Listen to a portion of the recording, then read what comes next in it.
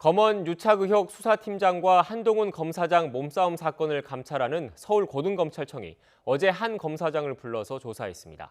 한 검사장이 수사팀장을 독직 폭행 혐의로 고소하고 감찰을 요청한 지 하루 만입니다. 취재기자 연결합니다. 박석영 기자. 네, 서울고등검찰청입니다. 네, 서울고검이 한 검사장을 소환 조사하면서 몸싸움 사건 감찰에 본격적으로 나선 거죠? 네, 검언유착 의혹 수사팀의 한 검사장에 대한 압수수색 진행 과정에서 일어난 몸싸움과 관련해 서울고등검찰청이 어제 한 검사장을 진정인 신분으로 불러 조사했습니다. 서울고검은 한 검사장을 상대로 압수수색 당일 상황 전반을 물어봤습니다.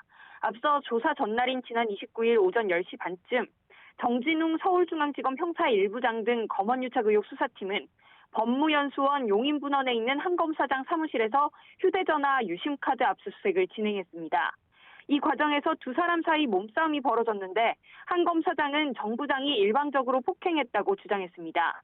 이에 대해 정 부장은 한 검사장이 의심할 만한 행동을 해 제지했을 뿐 폭행은 아니라고 반박했습니다. 한 검사장은 몸싸움 발생 당일 정 부장을 독직 폭행 혐의로 서울고검에 고소하고 감찰도 요청했습니다.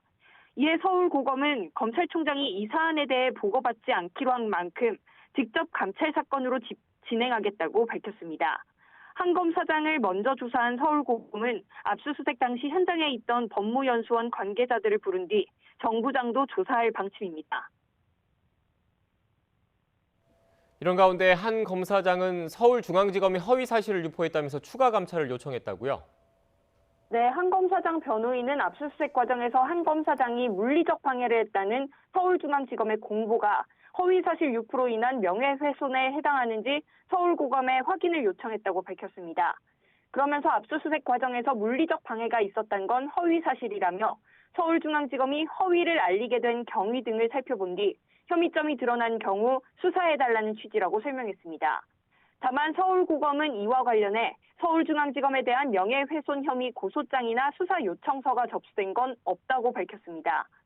정식으로 수사나 감찰 요청이 들어온 건 아니라는 취지인데 구두 요청이 있었는지에 대해선 명확한 답변을 내놓지 않았습니다.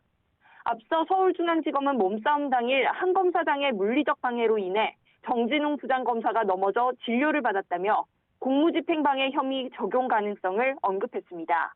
하지만 다음 날인 어제 물리적 방해가 있었다는 입장은 유지하면서도 공무집행방해에 해당할 정도의 폭행은 없었다고 판단 내렸습니다. 지금까지 서울고등검찰청에서 YTN 박석영입니다.